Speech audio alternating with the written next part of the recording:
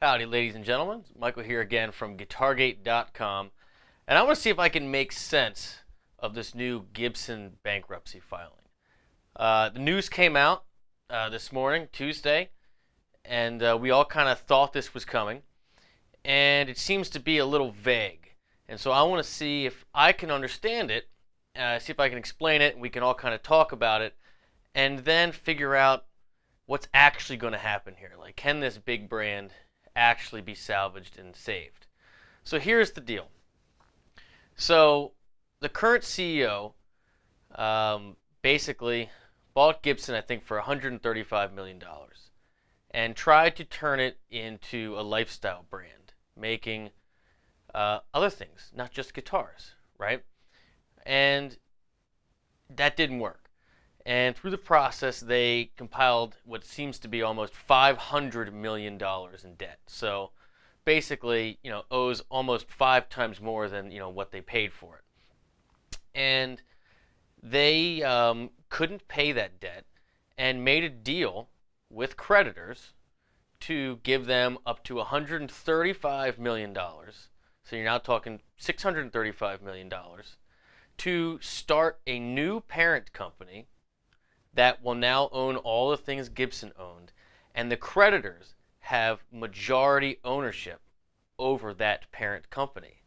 And they're giving them that money to see if they can salvage that brand, and they're letting the CEO, hang on and try to make that transition while they spin off, sell, get rid of all the things that were not core to what Gibson is and what their success has been over previous decades. And they've already started that. Cakewalk was sold. There's a bunch of other things. And the question is, will you guys buy the guitars? Because if they spin off everything, close down factories, get rid of the auto tuners on the guitars and get back to making core Gibson stuff that sold extremely well and was played by some of the world's most iconic artists.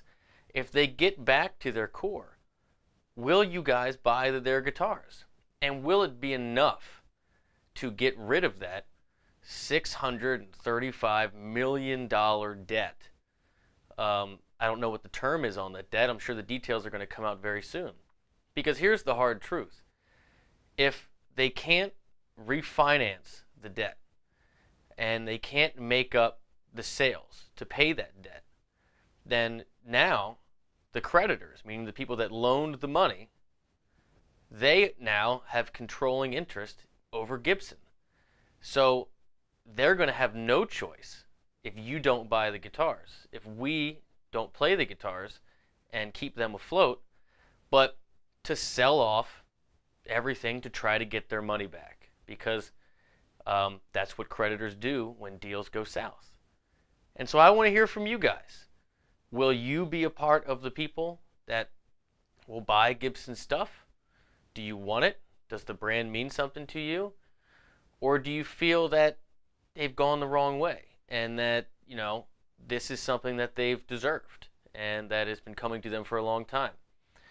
I personally think that people love Gibson stuff.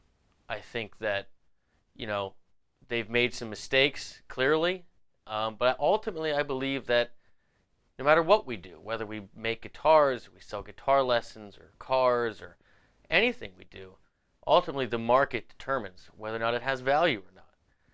And at the end of the day, are you going to buy their stuff? Can we as consumers buy enough to pay off that massive debt?